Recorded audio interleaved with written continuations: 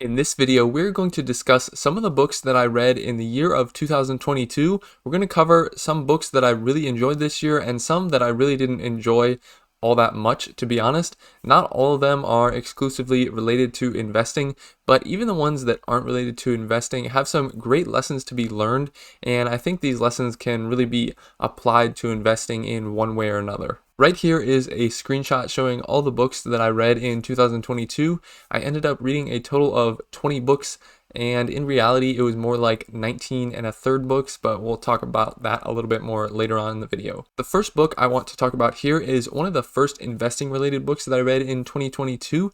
A lot of the books that I read in the first half of the year, if you did notice on that list, were just in other categories that weren't really related to investing as much, but this book is called 100 Baggers by Christopher Meyer, and in the book, Meyer discusses the idea of 100 baggers, which are stocks that return $100 for every $1 invested.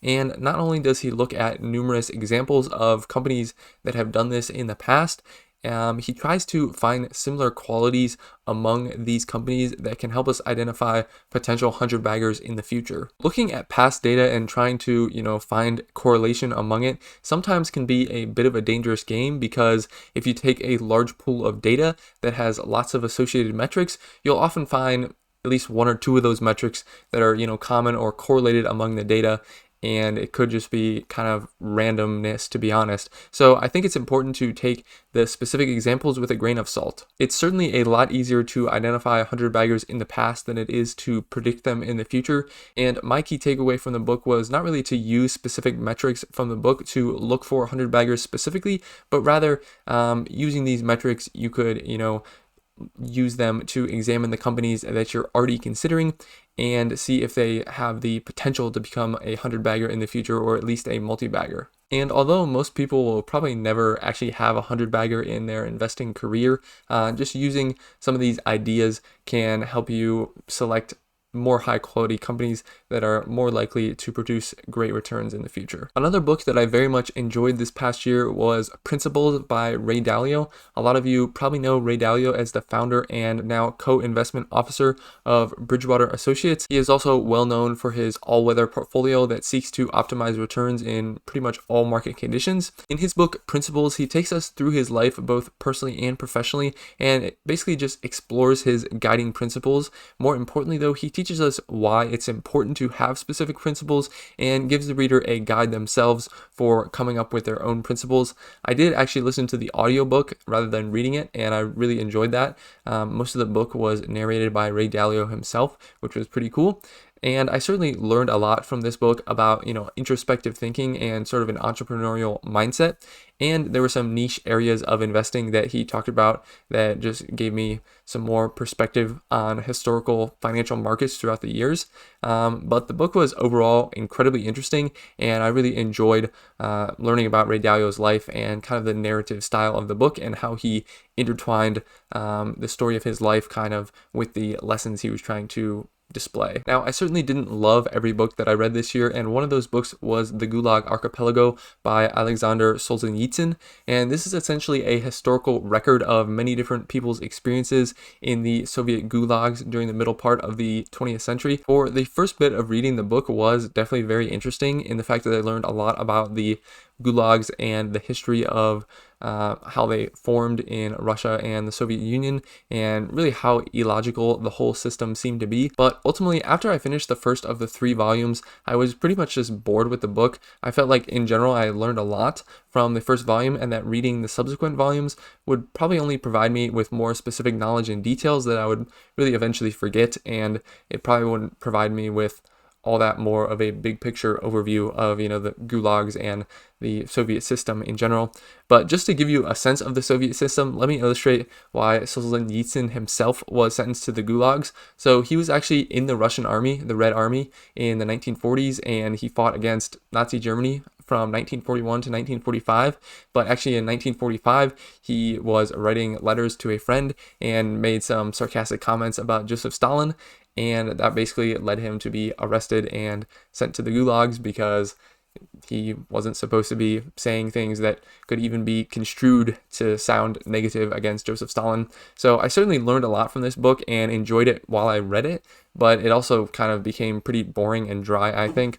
So one of the lessons, I guess, from that is that even if you might have a good story that it has an important message to tell, you also need to tell it in a compelling manner, which is certainly something I can work on in lots of areas of my life. The next book I want to share is called The Snowball by Alice Schroeder, and this is essentially just a biography of Warren Buffett that starts from birth and covers his life up until the 2008 timeframe, which is when the book was published. Not only are there many extraordinarily interesting stories about Buffett and his life in the book, there's also a lot to be learned about the value investing framework that Warren Buffett uses and has really used to become arguably the greatest investor of all time. The book is actually quite long, so I did listen to the audiobook version. I think it was, 30 to 35 hours worth of listening, but the actual contents of the book is quite light in the sense that you don't have to pay super close attention and think a lot about what's going on. It's pretty straightforward, which is good and makes it easy to listen to as an audiobook. Another book that I really enjoyed this past year is not related to investing or business at all, and it's called The Boys in the Boat by Daniel James Brown. And this book tells the story of 9 mostly poor young men from Washington State that defied all odds to take gold in rowing at the 1936 Olympics in Berlin. And as some of you may know, I am on my college's rowing team, so it was a super inspiring book for me to read from the perspective of a rower. And essentially the main character, Joe Rance, was incredibly poor and his family was always moving around, and his mother and stepmother and other adults in his life really just kind of abandoned him and didn't take care of him at all. But he worked hard and went to school at the University of Washington, and he was studying chemical engineering there and working lots of hours to pay for his school. And on top of that, he was on the rowing team training long hours in the cold and rain and wind and snow. And it's just a really compelling story, I think. And even if you have no interest in rowing, The Boys in the Boat is an awesome story about really the results of hard work, perseverance, and the American dream. So the penultimate book that I want to discuss is called Thinking Fast and Slow by Daniel Kahneman.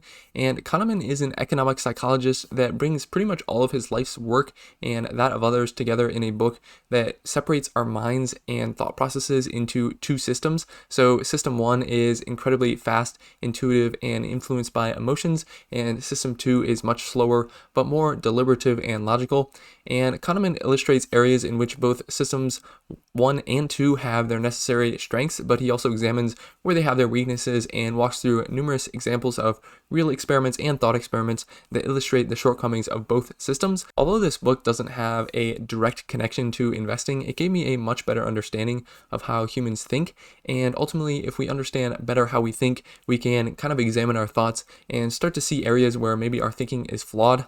Additionally, investing is usually done best when emotions and instincts are left to the side, so this book can give you a good idea of how to avoid being influenced by your emotions if that's what your desire is in a specific situation. The last book that I want to share in this video is actually 2 books by one author, and those are Fooled by Randomness and The Black Swan by Nassim Taleb. Again, these books are not immediately about investing, but there are many applications to investing for sure that can be gleaned from these books. First of all, Taleb was an option trader and risk analyst in his younger years, so he uses a lot of the lessons and examples from the 1980s and 1990s to illustrate to readers the ideas he's talking about. Additionally, he talks a lot about the stock markets in relation to randomness in his first book.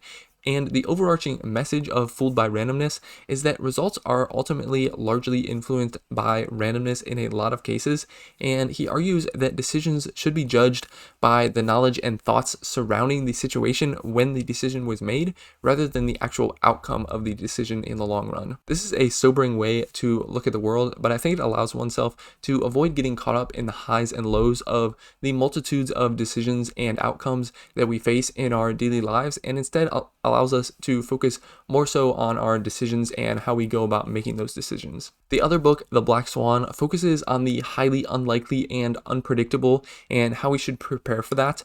The name comes from the fact that Europeans thought that a black swan was an impossibility until 1697 when Dutch explorers discovered them on Australia. Hence, a black swan is a metaphor for an extremely hard to predict and rare event or outcome that ultimately has real consequences consequences. And this book also discusses risk in great lengths and emphasizes the need for real knowledge of probabilities and their corresponding effects in order for risk assessment to be meaningful. An understanding of randomness and risk has a massive utility when it comes to investing in the stock market, so I found these two books highly insightful, and they've partially shaped my thinking about risk and randomness themselves. And additionally, I'm definitely looking forward to reading more of Taleb's books in the future. So that's it for the books I wanted to talk about in this video. If you have any questions about any of the books I talked about, or even any of the ones that I showed on the list that I didn't talk about in this video, definitely let me know in the comments down below. And I'm always looking for book suggestions, so if you do have any, I would love to hear them. As always, thanks for watching, and I'll see you all in the next one.